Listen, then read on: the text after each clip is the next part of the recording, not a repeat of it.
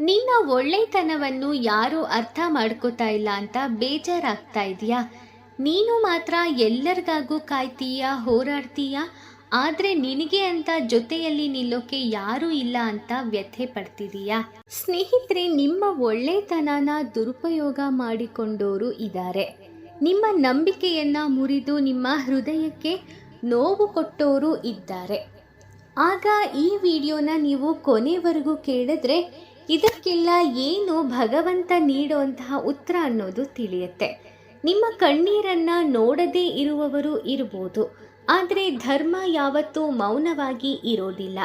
ಇಂದು ನಾವು ತಿಳಿದುಕೊಳ್ಳೋಣ ಬನ್ನಿ, ಮೋಸ ಮಾಡಿದವರಿಗೆ ದೇವರು ಹೇಗೆ ಶಿಕ್ಷೆ ಕೊಡುತ್ತಾನೆ ಅಂತ, ಮತ್ತು ಯಾಕೆ ಒಳ್ಳೆಯ ಮನಸ್ಸಿನವರು ಕೊನೆಯಲ್ಲಿ ಗೆಲ್ಲುತ್ತಾರೆ ಅನ್ನೋದನ್ನು ತಿಳ್ಕೊಳ್ಳೋಣ. ಮನುಷ್ಯನ ಜೀವನದಲ್ಲಿ ಎಲ್ಲ ನೋವಿಗಿಂತ ದೊಡ್ಡ ನೋವು ಯಾವುದು ಅಂದರೆ ನಾವು ನಂಬಿದ ವ್ಯಕ್ತಿಯೇ ನಮಗೆ ಮೋಸ ಮಾಡುವ ನೋವು. ಶತ್ರು ಮೋಸ ಮಾಡಿದ್ರೆ ಅಷ್ಟೊಂದು ನೋವಾಗಲ್ಲ, ಆದರೆ ನಮ್ಮವರೇ ನಮ್ಮ ಬೆನ್ನಿಗೆ ಚೂರಿ ಹಾಕಿದಾಗ ಮನಸ್ಸು ಒಡೆದು ಹೋಗುತ್ತೆ. ಕೆಲವರು ಪ್ರೀತಿಯಲ್ಲಿ ಮೋಸ ಮಾಡ್ತಾರೆ, ಕೆಲವರು ಸ್ನೇಹದಲ್ಲಿ, ಕೆಲವರು ಹಣದ ವಿಷಯದಲ್ಲಿ, ಇನ್ನು ಕೆಲವರು ಒಬ್ಬರ ಒಳ್ಳೆತನವನ್ನೇ ದುರುಪಯೋಗ ಮಾಡ್ಕೋತಾರೆ. ಆ ಸಮಯದಲ್ಲಿ ನಮ್ಮ ಮನಸ್ಸಿನಲ್ಲಿ ಒಂದೇ ಪ್ರಶ್ನೆ ಬರುತ್ತೆ, ನಾನು ಯಾರಿಗೂ ಕೆಟ್ಟದ್ದನ್ನ ಮಾಡಿಲ್ಲ, ಹಾಗಿದ್ರೂ ನನಗೆ ಯಾಕೆ ಈ ನೋವು ಅಂತ.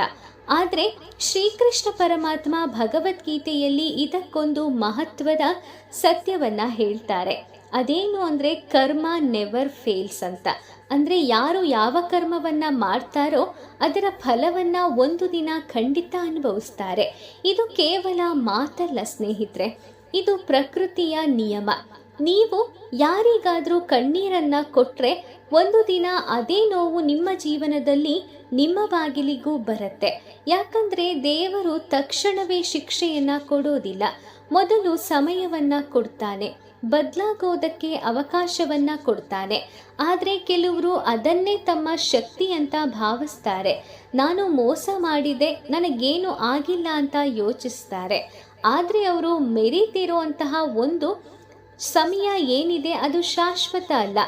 ಅವರು ಮರೀತಿರುವಂತಹ ವಿಷಯ ಏನು ಅಂದರೆ ಸಮಯ ದೇವರ ಮೌನವಾದ ಉತ್ತರ ಅನ್ನೋದು. ಇಂದು ಅವರು ನಗ್ತಾ ಇರ್ಬೋದು, ಆದರೆ ಒಳಗೆ ಶಾಂತಿ ಇರೋದಿಲ್ಲ.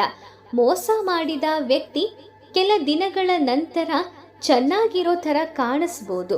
ಮೋಸ ಮಾಡಿದ ವ್ಯಕ್ತಿ ಕೆಲವು ದಿನ ಚೆನ್ನಾಗಿರೋ ಥರ ಕಾಣ್ಬೋದು, ಆದರೆ ಅವರ ಮನಸ್ಸೇ ಅವರಿಗೆ ಶಿಕ್ಷೆ ಕೊಡಲು ಶುರು ಮಾಡುತ್ತೆ.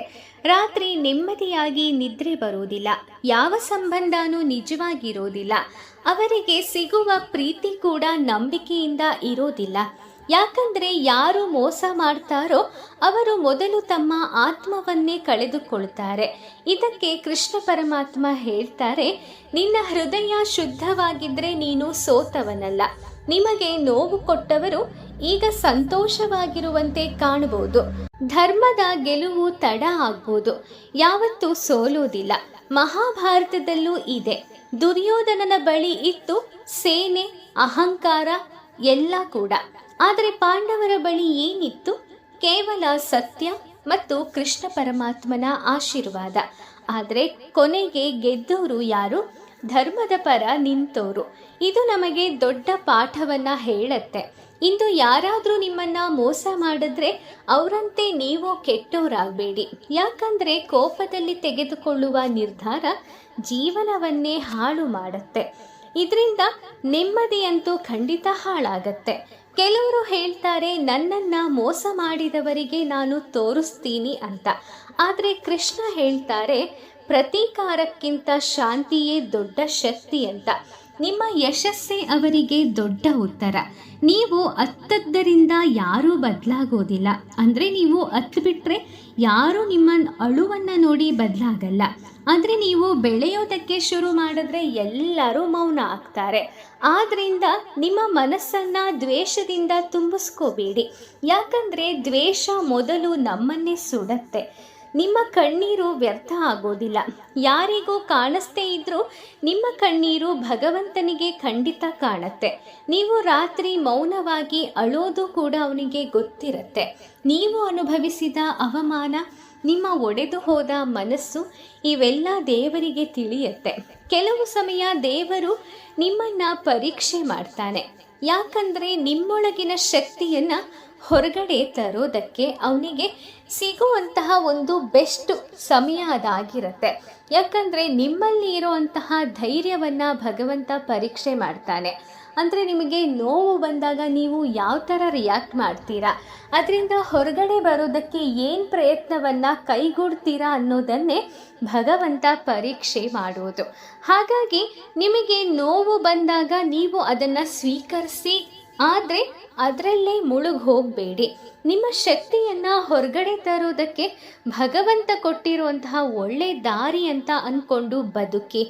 ನೋವು ಬಂದಾಗ ಕೆಲವರು ಖಂಡಿತವಾಗ್ಲೂ ಡಿಪ್ರೆಷನ್ಗೆ ಹೋಗ್ಬಿಡ್ತಾರೆ ಮತ್ತು ಅವರ ಮನಸ್ಸು ಒಡೆದು ಚೂರು ಚೂರಾಗೋಗತ್ತೆ. ಆದರೆ ಒಂದು ವಿಷಯ ನೆನಪಿರಬೇಕು, ನೀವು ಆಗೋದೇ ಆಗ. ಅಂದರೆ ನಿಮ್ಮ ಮನಸ್ಸನ್ನು ಇನ್ನಷ್ಟು ಗಟ್ಟಿ ಮಾಡೋದಕ್ಕೆ ಮತ್ತು ನಿಮಗೆ ಆಗಿರುವಂತಹ ಅನ್ಯಾಯದ ವಿರುದ್ಧ ಹೋರಾಡೋದಕ್ಕೆ ಸಿಗುವಂತಹ ಬೆಸ್ಟ್ ದಾರಿ ಅದೇ ಆಗಿರುತ್ತೆ. ಸೊ ನೀವು ಎರಡನೇ ರೀತಿಯಲ್ಲಿ ಯೋಚನೆ ಮಾಡಿ. ಒಡೆದೋಗಿರೋ ಮನಸ್ಸನ್ನು ಇನ್ನೂ ಕುಗ್ಗಿಸೋದು ಬೇಡ. ಒಡೆದೋಗಿರೋ ಮನಸ್ಸನ್ನು ಇನ್ನೂ ಗಟ್ಟಿ ಮಾಡಿಕೊಂಡು ಹೋರಾಡೋದಕ್ಕೆ, ಜೀವನವನ್ನು ಮುನ್ನಡೆಸೋದಕ್ಕೆ ತಯಾರಾಗಿ. ನಂತರ ನಿಮ್ಮ ನೋವನ್ನೇ ನಿಮ್ಮ ಶಕ್ತಿಯನ್ನಾಗಿ ಮಾಡಿ. ನಿಮ್ಮನ್ನು ತಿರಸ್ಕರಿಸಿದವರನ್ನು ನೆನಪು ಮಾಡಿಕೊಂಡು ಅಳಬೇಡಿ. ನಿಮ್ಮ ಕನಸುಗಳನ್ನು ನೆನಪು ಮಾಡಿಕೊಂಡು ಮುಂದೆ ಸಾಗಿ. ಒಂದು ದಿನ ನಿಮ್ಮ ಜೀವನವೇ ಅವರಿಗೆ ಉತ್ತರವನ್ನು ಕೊಡುತ್ತೆ. ಆ ದಿನ ನೀವು ಸೇಡು ತೀರಿಸ್ಕೊಳ್ಳೋದೇನೂ ಬೇಕಾಗಿಲ್ಲ. ನಿಮ್ಮ ಸಂತೋಷನೇ ಸಾಕು ಅವರ ವಿರುದ್ಧ ನೀವು ಏನು ಅಂತ ತೋರಿಸೋದಕ್ಕೆ. ಸೊ ಹಾಗೆ ನೀವು ನಿಮ್ಮ ಕನಸುಗಳಿಂದಾನೇ ನಿಮ್ಮ ಲೈಫನ್ನು, ನಿಮ್ಮನ್ನು ತುಳಿದೋರ್ ಮುಂದೆ ಬೆಳೆದು ನಿಲ್ಲೋದಕ್ಕೆ ಉಪಯೋಗ ಮಾಡ್ಕೊಳ್ಳಿ. ಆ ದಿನ ನೀವು ಯಾವುದೇ ಸೇಡು ತೀರಿಸ್ಕೊಳ್ಬೇಕಾಗಿಲ್ಲ. ನಿಮ್ಮ ಸಂತೋಷನೇ ಸಾಕಾಗತ್ತೆ ಅಲ್ವಾ? ಹಾಗೆ ಸ್ನೇಹಿತರೆ, ನಿಮ್ಮನ್ನು ಮೋಸ ಮಾಡಿದವರಿಗಾಗಿ ಅಳುತ್ತಾ ನಿಮ್ಮ ಜೀವನವನ್ನು ಹಾಳು ಮಾಡ್ಕೋಬೇಡಿ. ದೇವರ ನ್ಯಾಯ ನಿಧಾನವಾಗಿ ಇರ್ಬೋದು, ಆದರೆ ಅದು ಯಾವತ್ತೂ ಕೂಡ ತಪ್ಪಾಗೋದಿಲ್ಲ. ಒಳ್ಳೆಯ ಮನಸ್ಸಿರೋರನ್ನು ದೇವರು ಎಂದಿಗೂ ಕೈ ಬಿಡಲ್ಲ. ಆದ್ದರಿಂದ ನಂಬಿಕೆ ಕಳ್ಕೋಬೇಡಿ. ಕೃಷ್ಣ ಪರಮಾತ್ಮನ ಮೇಲೆ ಭರವಸೆಯನ್ನಿಡಿ. ಒಂದು ದಿನ ನಿಮ್ಮ ಕಣ್ಣೀರಿನ ಪ್ರತಿಫಲವಾಗಿ ಸಂತೋಷವನ್ನು ಖಂಡಿತವಾಗಿಯೂ ಆ ಪರಮಾತ್ಮ ಕೊಡುತ್ತಾನೆ. ಈ ಮಾತುಗಳು ನಿಮಗೆ ಖಂಡಿತ ಇಷ್ಟ ಆಗಿದೆ ಅಂತ ನಾನು ಅಂದ್ಕೊಳ್ತೀನಿ. ಯಾಕಂದರೆ ನೊಂದ ಮನಸ್ಸಿಗೆ ಸಾಂತ್ವನ ಹೇಳುವಂತಹ ಈ ಅದ್ಭುತ ಸಂದೇಶಗಳು, ಈ ಅದ್ಭುತವಾದ ಮಾತುಗಳು ನಿಮಗೆ ಖಂಡಿತ ನೆಮ್ಮದಿಯನ್ನು ಕೊಡುತ್ತೆ. ನೀವು ಎಷ್ಟೋ ರಾತ್ರಿ ಕಣ್ಣೀರನ್ನು ಹಾಕ್ಕೊಂಡು ಮಲಗಿರ್ತೀರ, ಆದರೆ ಅದು ಯಾರಿಗೂ ಗೊತ್ತಿರಲ್ಲ. ನೀವು ಹಾಕೊಳ್ಳೋ ದಿಂಬಿಗೆ ಬಿಟ್ಟು ಬೇರೆ ಯಾರಿಗೂ ನಿಮ್ಮ ಕಣ್ಣೀರಿನ ಬೆಲೆ ಏನು ಅಂತ ಗೊತ್ತಿರಲ್ಲ. ಆದರೆ ನಿಮ್ಮನ್ನು ಸಮಾಧಾನ ಮಾಡೋದಕ್ಕೆ ಕೃಷ್ಣ ಪರಮಾತ್ಮ ನಿಮ್ಮ ಜೊತೆನೇ ಇದ್ದ ಅನ್ನೋದನ್ನು ನೀವು ಮರಿಬೇಡಿ. ನೀವು ಹಾಕಿರೋ ಪ್ರತಿಯೊಂದು ಕಣ್ಣೀರಿನ ಹನಿಯ ಬೆಲೆಯನ್ನು ಆ ಪರಮಾತ್ಮ ಕೊಟ್ಟೇ ಕೊಡ್ತಾನೆ. ಸ್ವಲ್ಪ ತಡ ಆಗ್ಬೋದು, ಆದರೆ ಖಂಡಿತ ನಿಮಗೆ ನ್ಯಾಯ ಸಿಕ್ಕತ್ತೆ. ನಿಮಗಾಗಿರೋ ಮೋಸಕ್ಕೆ ಪರಮಾತ್ಮ ಬೆಲೆಯನ್ನು ಕೊಟ್ಟೇ ಕೊಡ್ತಾನೆ. ಈ ಮಾತುಗಳು ನಿಮ್ಮ ಮನಸ್ಸಿಗೆ ತಟ್ಟಿದ್ರೆ ವಿಡಿಯೋಗೆ ಒಂದು ಲೈಕ್ ಮಾಡಿ ಮತ್ತು ಕಾಮೆಂಟ್ನಲ್ಲಿ ಜೈ ಶ್ರೀ ಕೃಷ್ಣ ಎಂದು ಬರೆಯಿರಿ. ಕೃಷ್ಣ ಪರಮಾತ್ಮನ ಆಶೀರ್ವಾದ ಸದಾ ನಿಮ್ಮ ಜೊತೆಯೇ ಇರಲಿ ಅಂತ ನಾನು ಕೇಳ್ಕೊತೀನಿ. ಮತ್ತೆ ಮುಂದಿನ ವಿಡಿಯೋದಲ್ಲಿ ಭೇಟಿಯಾಗೋಣ. ಓಂ ಶ್ರೀ ಕೃಷ್ಣಾಯ ನಮಃ. ಧನ್ಯವಾದಗಳು.